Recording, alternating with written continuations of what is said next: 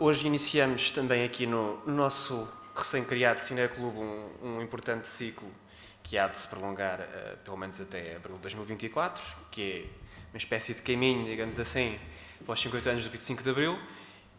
E começamos então aqui com uma presença muito importante do professor Fernando Rosas, que nos fará aqui uma pequena apresentação do filme A Revolução de Maio. Pronto, que ele explicará melhor, certamente, mas eu, como também tenho estado a fazer alguma pesquisa sobre esta questão de cinema-propaganda e cinema de arquivo e assim, para a minha tese, é de facto o filme mais importante em termos de propaganda do Estado Novo e, pelo que sei, o outro, efetivamente, de propaganda também que houve enquanto tentativa, depois, entretanto, perdeu-se, que é o Feitiço do Império. Pronto, esses são aqueles dois mais importantes. Pronto, e que de facto não podemos passar o outro. Mas para o mês que vem passaremos alguns números do Jornal Português, em que estará também cá presente uma outra investigadora importante, que é a Maria do Carmo Pissarra, que tem de facto investigado essas atualidades de propaganda do Estado Novo. Pronto, passaria então a palavra ao professor Fernando Rosas. Então, muito boa noite a todas, a todos. Em primeiro lugar, os meus parabéns ao novo Cineclube, que se constitui hoje.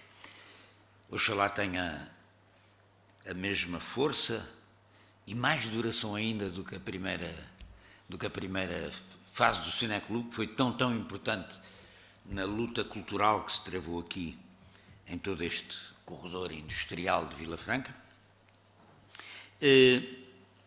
O filme que vamos ver, A Revolução de Maio, é um filme que eu apresentava sempre aos meus alunos na licenciatura do 4º ano em História. Não é? Íamos vê-lo à Cinemateca e comentá-lo, como nós vamos hoje fazer aqui. Eu lembro-me que numa das sessões havia sempre o debate, e eu lembro-me que numa das sessões apresentei isto vários anos seguidos, portanto esta conversa para mim já é repetida, mas é um filme que eu gosto sempre de tornar a ver, não é? Eu lembro-me de perguntar a uma aluna à saída daquilo, perguntei então o que é que achaste do filme, o que é que vocês acharam e tal, e ela ter-me respondido, professor, é um longo bocejo.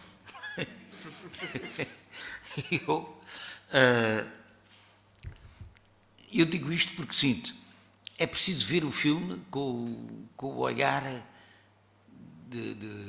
do investigador, do historiador, não é? O filme, como entretenimento, foi um fracasso, foi um fiasco, vendeu muito pouco, teve pouco tempo, apesar de ter sido inaugurado, o próprio Salazar veio ver o filme, Carmona foi ver o filme, etc. Saudação Romana, teatralização fascista, estávamos em 37, etc. O filme, se não me engano, é estreado no Tivoli, no Cinema Tivoli de Lisboa, ou no Éden, já agora já não me lembro bem daquele estreado, mas com grande teatralização de tipo fascista, mas aguenta-se pouco, tem poucas vendas, porque o filme, como objeto cinematográfico, é propaganda e portanto, não... Estava-se na época, naquela altura, mesmo os regimes fascistas, o que faziam eram os filmes de telefone branco, não é? E o filme de telefone branco era aquela menina que era pobre e que encontrava um senhor que era rico, e depois o Estado Novo também foi por aí, porque o fiasco dos filmes de propaganda levou o Estado Novo depois a fazer o Costa do Castelo, o Pátio das Cantigas, que está dentro do género do filme da distração, da brincadeira, da marcha popular, coisas assim sobretudo nos anos da guerra, em que o ambiente era de grande tensão e de grande dificuldade, e portanto o regime abandonou os filmes de propaganda. A Revolução de Maio é o primeiro filme de propaganda do Estado Novo. O segundo, já foi dito, é o Feitiço do Império, mas há o filme, o que não há o som. No incêndio da Cinemateca, o som ardeu, mas eu já vi o filme, não é? que é ainda bastante mais ridículo do que se possa supor, porque é sobre o Império, não é? A história do feitiço do Império é uma família muito rica, cujo menino, filho de família, não tem nada que fazer, aborrece-se horrivelmente, gasta o dinheiro, não sei o quê, e o pai, para o fortalecer nas suas convicções nacionalistas e patrióticas, falo dar uma volta pelos domínios do Império Colonial. E nessa volta, o argumento é um bocadinho parecido, e nessa volta ele redescobre e reconhece os valores universais do Império, do Estado Novo, etc, etc. Mas a coisa passa também por se apaixonar por uma colona pobre que se apaixona pelo menino rico e que o salva do ataque de um leão, que na realidade no filme é uma espécie de cão grande que está ali aos pulos, não é? E ela trata-o, salva-o, e portanto normalmente a descoberta da verdade é também sempre mediada por uma menina, como neste filme, do Revolução de Maio. Uma menina que ajuda o personagem subversivo, ou o personagem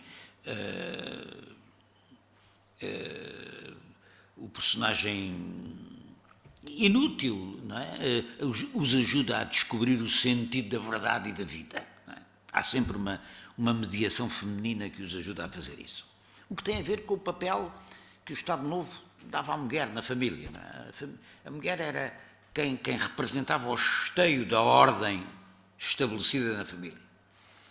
Era a mulher que puxava o homem para fora da taberna, era a mulher que puxava o homem para fora da política, ou seja, que a metia, que se encarregava de chamar aos verdadeiros fundamentos da família e da ordem estabelecida. O filme é feito por um realizador, o António Lopes Ribeiro, que é um homem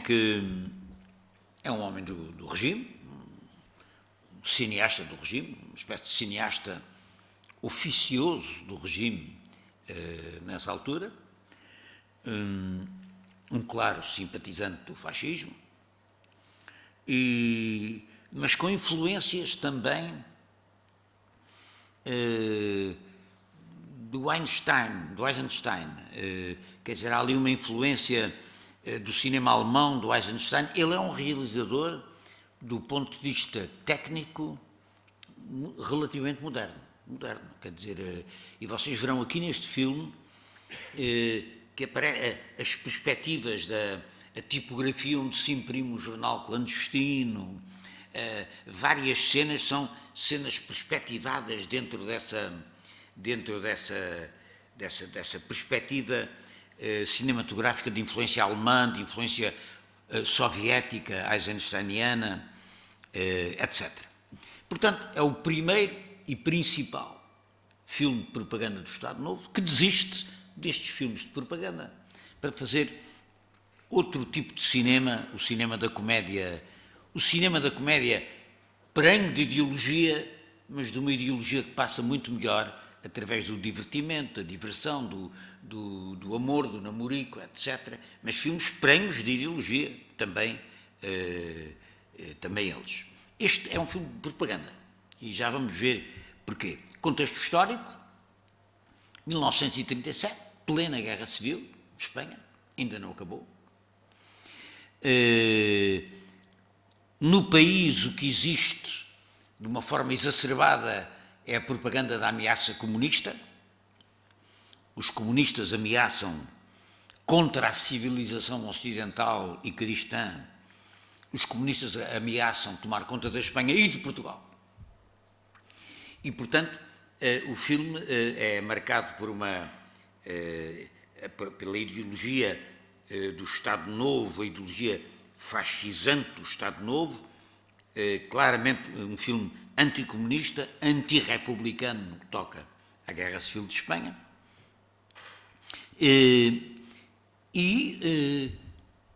É um filme que, além de ser feito no contexto muito particular do ascenso dos fascismos na Europa e da Guerra Civil de Espanha e da ameaça vermelha, como então se dizia. É um filme que também reflete ainda muito aquilo que tinha sido a Guerra Civil larvar, que marca a sociedade portuguesa da transição da ditadura militar para o Estado Novo. Aquilo a que se tem chamado a resistência republicana reviriguista. As tentativas revolucionárias dessa frente republicana, anarcossindicalista e comunista para deitar abaixo a ditadura militar e o Estado Novo, digamos o reviriguismo, como isso se chamava. O reviriguismo, na realidade, acaba praticamente em 1933, quando o Estado Novo é institucionalizado. Mas a ideia de que há uma revolução que vem de fora, que vem da Espanha e que é introduzida por agentes subversivos em Portugal, que vão preparar a Revolução de Maio, como eles dizem no filme, para acabar com o mito do 28 de Maio. Mito que, aliás, nunca teve grande peso na própria situação. Este contexto é o contexto que preside ao filme. O filme é feito no quadro de uma tentativa que vem de fora, não dos portugueses, que são boa gente, ordeira, disciplinada e apoiante do Estado Novo, vem de fora de agentes subversivos que, como vocês verão, vêm de Moscovo, porque falam russo, e que desembarcam clandestinamente em Lisboa para organizar uma revolução juntamente com um grupo de gente desqualificada. Se refugia numa tipografia subterrânea, escondida e escura, que por acaso se chama Tipografia Liberdade, e onde se prepara uma revolução com armas que se vão buscar a Espanha.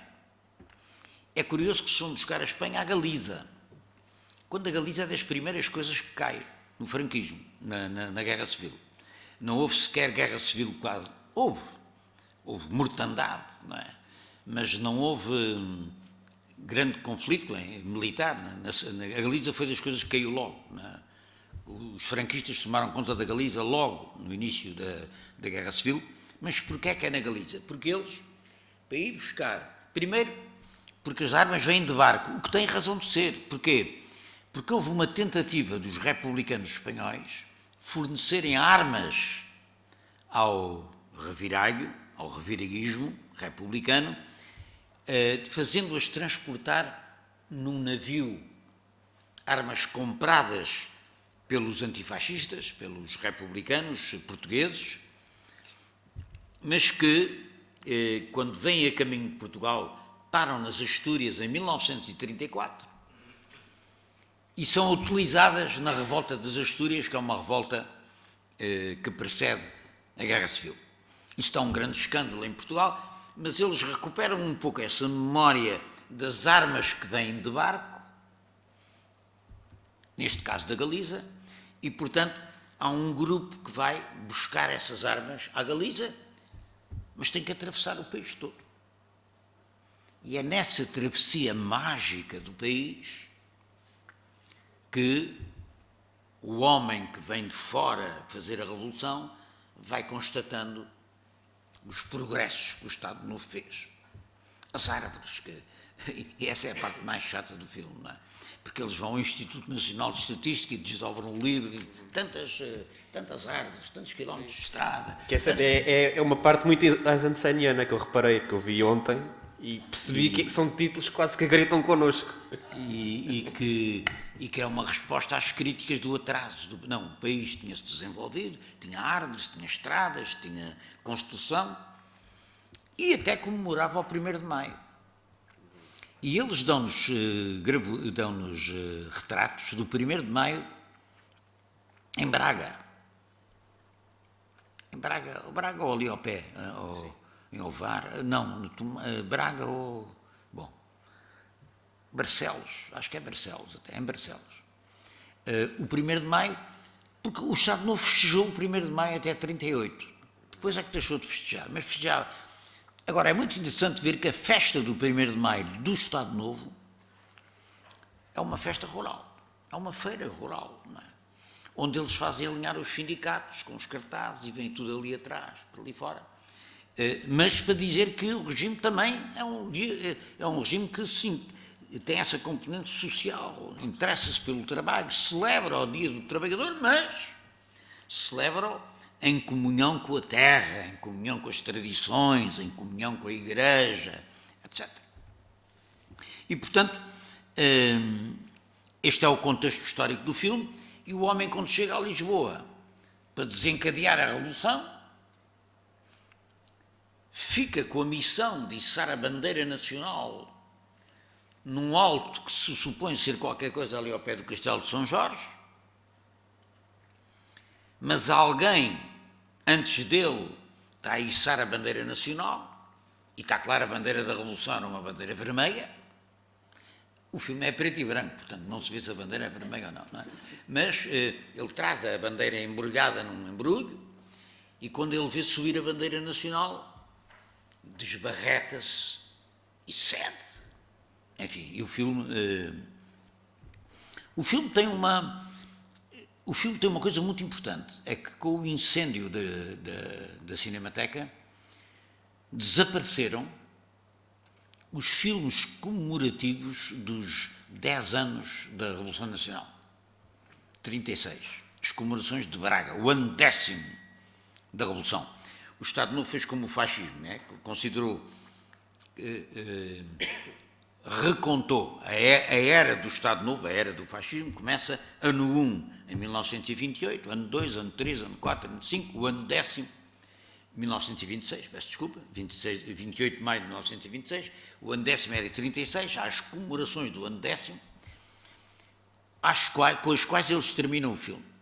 São as comemorações em Braga, onde está o extrato do discurso, aquele sobre discurso de Salazar. Não discutimos. Não discutimos Deus e a virtude, não discutimos a pátria e a sua história, não discutimos a família e a sua não sei quê, não discutimos o trabalho e o seu dever, não discutimos a autoridade e o seu prestígio. Ou seja, são os dogmas indiscutíveis do Estado Novo, proclamados pelo Salazar no ano 10º, e isso só existe como documento filmado, neste momento, no filme da Revolução de Maio. O que vocês vão ver são documentos únicos, o resto ardeu.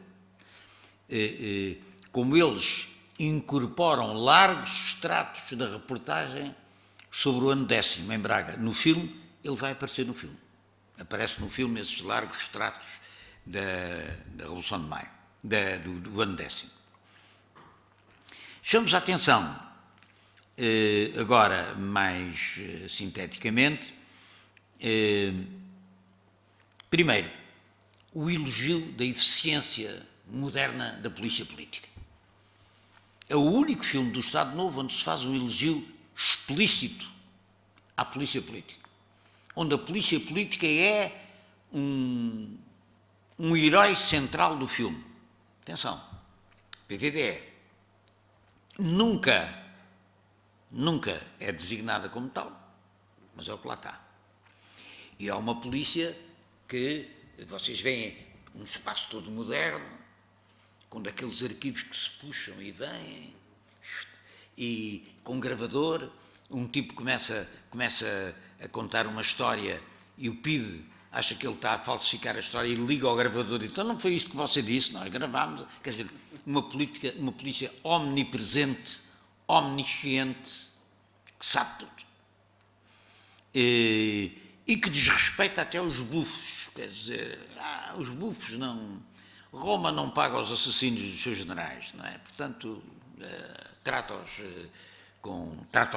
mal. Mas isso, chama a atenção disso, porque isso é porque, no fundo, a PIDE é quem perdoa ao arrependido. O arrependido não é preso, está a preparar uma revolução, não é? Mas a PIDE, até ao fim, aguarda que o homem renasça como tal. Para a verdade, e ele renasce. E, portanto, dá a ideia que a PIDE é que decidiu daquilo. Quer dizer, a PIDE é um ator fundamental no filme, porque é a PIDE que decide a sorte das pessoas. Não é? Está em todo lado, está, espreita, espia, ouve, atenção. E depois tem coisas imaginativas, que é a oposição ligava-se entre si por rádio, que é uma coisa que não tem não tem nenhum, e eles tinham os aparelhos de rádio escuta, cruzam, coisas todas modernaças, cruzam com regra e esquadro, para onde é que vem, até que localizam exatamente qual é o quarto onde o homem está e tal, e vão lá. Portanto, a polícia sabe tudo, está em todo lado, perdoa, condena, etc. A polícia política é um ator central do filme. Nunca mais no Estado Novo isso se fará. Até por causa do desprestígio que a polícia política vai criando ao longo dos anos. Chamamos a atenção. O filme é todo um filme de propaganda nas mais pequenas coisas. O personagem da enfermeirinha, a enfermeirinha é um personagem, os meus alunos achavam imensa piada aquilo, porque a enfermeirinha levantava-se numa manhã radiante a cantar, arranjava tudo, não tomava banho, não é? E depois vinha alegre e contente para a maternidade, onde, na maternidade Alfredo da Costa, então, as crianças e tal. Cada passo do filme é uma obra do regime, não é? Isso é preciso perceber que a lógica do filme é a história serve para ilustrar, cada pedaço de história é para ilustrar os feitos do regime, a obra do Estado Novo. As obras do Porto de Leixões, eles vão ao Porto de Leixões, na viagem que fazem ao norte, vão ao Porto de Leixões porque há lá uns revolucionários antigos.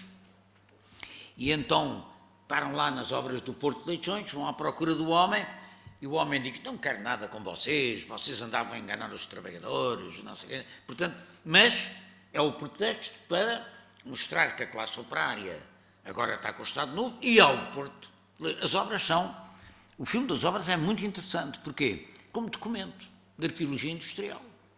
Aqueles guindastes movidos a vapor, a própria técnica de construção do Porto, são documentos que não há em mais lado nenhum, e são documentos dessas obras. Já falei do 1º de maio de 37, lá em cima, que é uma festa rural, como eu disse, etc., não é? Onde o revolucionário vai a casa, aproveita para, no caminho, ir a casa visitar a mãe, e a mãe já morreu. E então pergunta aos vizinhos, mas morreu porquê? Morreu do desgosto que o filho meteu-se na política, não é? Carregar mais em cima da cabeça do homem. O que vale é que havia umas camponesas, quer dizer, umas meninas vestidas de coisa e tal, que lá o animam, e ele lá vai para... E eis que quando passa ao desfile das casas do povo, dos sindicatos nacionais, quem é que vem com o cartaz na mão? Morreu a mãe de desgosto. E o pai está no desfile do Estado Novo. Portanto, o homem estava, de facto, saiu de lá acabrunhadíssimo com a história. Vejam também que há um russo que aparece nisto, um russo com o qual ele se encontra nas escadinhas ali de Campolide, quando chega. A chegada dele é complicada, porque a PIDE sabia tudo, estava...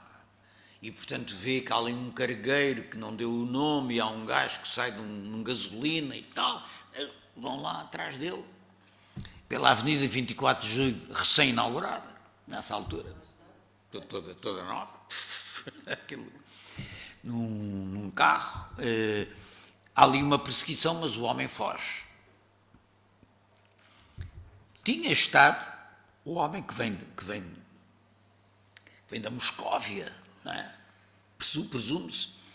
O homem já tinha estado na Revolução do 7 de Fevereiro de 1927, que era uma revolução importante em Lisboa, contra a ditadura. E vai para casa, responde a um anúncio, vai para casa de uma menina, de uma senhora que tem uma filha, viúva, que tem uma filha que é enfermeira e, quer dizer, o homem só tem desgostos logo no primeiro dia. A mulher oferece-lhe as coisas do marido para ele fazer a barba, tal, de manhã, e ele pergunta, isto era do seu marido? Era, então o que é que aconteceu? Morreu com uma bala nas costas no 7 de fevereiro de 1927. E depois é a mãe, depois é o pai, depois é aquilo tudo. O homem, de facto, só tem, além do contraste com a... afinal, vem fazer uma revolução para quê? Está tudo... as celebrações do ano 10º e o turismo, o começo do turismo também está aqui já. O SPN, o Secretariado Nacional, também tinha a missão do turismo.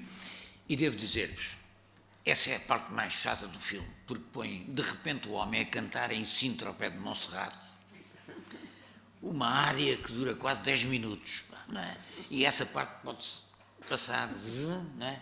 Porque aquilo, está o homem a cantar para... E a própria mulher também chega a cantar. Também cantar. E aí, para enamorar a enfermeirinha, que não percebe porque é que, mas tu vais-te embora porquê? E ele vai fazer a revolução e não pode dizer e tal. E quando finalmente a reencontra, depois de desistir da revolução, e ela diz que, como é que ele se chamava? Ele era Valente, qualquer coisa. César Valente. César! E ele diz, já não sou César. Não, mas é ao contrário, porque ele depois usa o nome Manuel Valente. Não, Manuel, não me lembro já o apelido. Manuel qualquer coisa. Manuel, e ele diz, não, eu sou um novo homem. E a seguir vem as imagens do ano 10º, da Revolução, vêm os navios a desfilar pelo Tejo, a reconstrução da Marinha, enfim, vem tudo. Reparem, vou acabar. Reparem também no filme na maneira como se apresenta o inimigo. Há duas espécies de inimigo. O inimigo inteligente, que olha para a realidade e se converte, e o inimigo mau caráter, maus fígados, mesmo com aspecto de coisa, que manda matar uns gajos que desistem, não sei o que, não sei mais, que é o do bafão da tipografia da liberdade, onde eles se reúnem, que esse naturalmente vai preso, com os outros todos, não é? Portanto, há o bandido inteligente que se converte e é perdoado, e o bandido irrecuperável que vai para a cadeia como devia ser. E todo o filme é atravessado por aquela ideia do pobre mas honrado, não é? A viúva, mãe da enfermeirinha, tem uma vida modesta, aluga uns quartos, etc. A filha é enfermeira, vivem, mas uma vida modesta, honrada, respeitadora de Deus e da pátria e do império, e, portanto, assim estavam quando vem um gajo de fora perturbar aquilo tudo. Mas, felizmente, por obra da enfermeirinha e da força da realidade, ele é um novo homem. É este o filme da Revolução de Maio, o novo homem está aqui, é este, o revolucionário que vem de fora, e procurem ver o filme como um documento. O filme é um documento, porque é um documento com muita informação para quem se interessa pela história, por quem se interessa. Há aqui documentos absolutamente únicos, não há em mais nenhum lado. São testemunhos muitíssimo interessantes daquela época, das vésperas da Segunda Guerra Mundial. E em plena Guerra Civil de Espanha, a fase de mais arreganhada repressão fascisante do regime. E o filme reflete isso. O filme é ele próprio um elemento de propaganda do qual o próprio regime vai desistir a seguir, porque acaba por ser ineficaz. Quer dizer, o filme acaba por ser ineficaz, tal como, aliás, o feitiço do Império. O feitiço do Império é até pior, porque o feitiço do Império é mais grotesco, porque eles não têm meios técnicos para fazer um filme em África e, portanto, filmam um filme em África com a malta pintada de preto e com umas pegotas ali no Campo Grande, com os cães a fazer de leões e tal, portanto tudo aquilo é um bocado grotesco. Este não, este passa-se cá e é uma imagem da sociedade portuguesa nas vésperas da Segunda Guerra Mundial, em pleno rigor fascisante do regime, e enquanto documento desse GES, é um documento muito, muito interessante de ver, e por isso eu os mostrava aos meus alunos, mostrei-o sempre. Hoje, a pessoa que trabalha comigo, eu continuo a dar aulas sobre a história dos fascismos, mas a pessoa que me ajuda a dar aulas tem uma solução que é pega no filme e reduz-lo a 15 minutos, não é? E é capaz de ser, para os alunos é capaz de ser mais eficaz, mas ver o filme no seu conjunto é um privilégio, porque é um documento histórico de bastante importância sobre o que foi o fascismo em Portugal. Pronto, muito obrigado então pela importante apresentação. Já agora só pegar nessa questão dos 15 minutos, certamente o Fernando terá a ideia disso, e isto até é ligando a questão do turismo, que houve uma versão condensada do filme que foi exportada, ou seja, aliás, o objetivo era exibi-la no Brasil, e foi isso que depois aconteceu, não sei se em 41, se em 44, sei que é ali no início do Getúlio Vargas, e fazem uma versão já mais curta, de 40 e tal minutos, em que cortam algumas partes do filme. Curiosamente até a parte da estatística, que eu achei estranhíssimo, mas pronto. Mas a parte da estatística é uma seca. É uma seca, mas seria importante, se calhar, levá-la para fora. Uma música tremendista, não sei quantas oliveiras, não sei quantos carvalhos, não sei quantas estradas. Aquilo, para um brasileiro, estás a ver o que é um brasileiro? Pois, sim. É verdade. Pronto, só deixar mesmo eu essa... também botaria aí, se fosse aí nas canções do homem Pois, aí não me recordo já se aparece, não. Sim, aí não me recordo já. Porque também passei aquele um bocado à frente, só mesmo para comparação, portanto também não tenho já a ideia 100% certa. Não sei se alguém também quer comentar, fazer algumas perguntas, entretanto. Pronto, houve uma senhora que me pediu encarecidamente para fazer o intervalinho no filme. Pronto, o filme de facto é grande, tem 2h18, mas pronto, compreendo, e se calhar podemos fazer um intervalo para irem à casa de banho e descansarem, porque não é um filme que seja pesado, no sentido de de ser violento, entre aspas. Até é um filme que eu por acaso vi, não sei se estará aí esse texto, se não, mas está no livrinho do DVD, que o João Bernardo da Costa diz que era um filme para agradar a gregos e troianos. E de facto é uma coisa que a gente... O filme agrada sobretudo a troianos. É verdade, mas é um bocado assim... incerto. É um filme de propaganda do Estado Novo. Claramente. Mais propaganda do que aquilo podia ser, não é? Claramente. Agora, como documento histórico, sim, é um filme interessante. É um filme que tem que se olhar para ele como um documento histórico de um país. É como hoje ver a cinematografia do fascismo italiano. Exatamente. Observá-la com esse olhar. Não, quer dizer, não estamos a olhar para o filme como estamos a olhar para uma ficção normal. Sim, claramente. Isto é um filme histórico. Ok. Eu posso só fazer uma pergunta? Sim. Curiosidade, porque não, é uma área que eu não conheço e desconheço mesmo. Ele vai beber à filmografia de propaganda do Estado nazista, do Estado alemão, do regime nazi? Não direi. Sabe que... Vi algumas imagens, aquelas grandes paradas, e é muito os filmes de propaganda, não é? Eles também fazem, também têm coisas de grandes paradas. Agora, uma grande parada de soldados portugueses em Braga, em 1937, não tem nada a ver. Sim.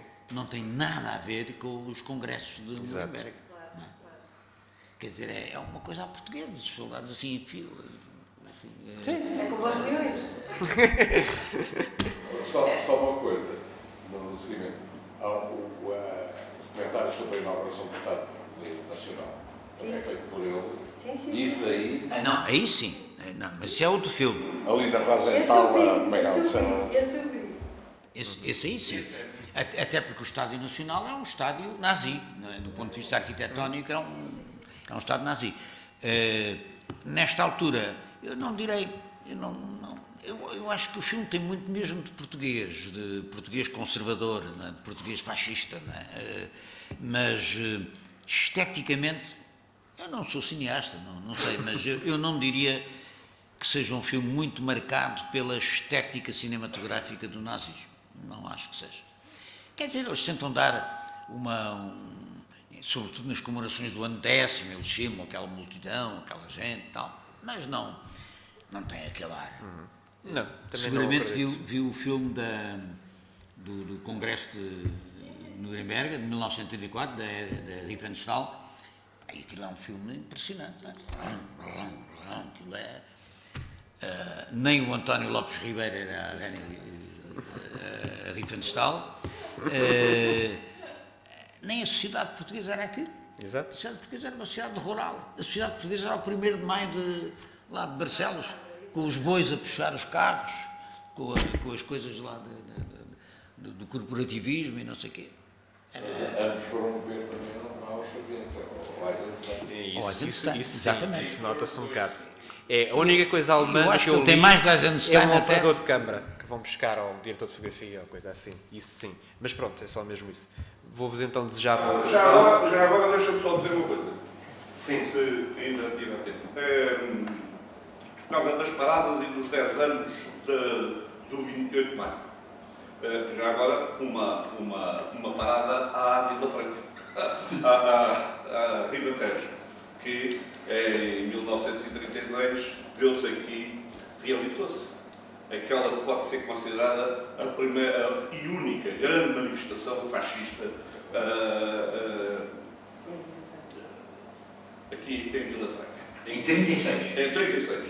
Mas a propósito de alguma comemoração? Eu acho que está lá, está lá os 10 anos, porque era a festa do trabalho e do desporto. Era a festa do trabalho e do desporto, na qual vieram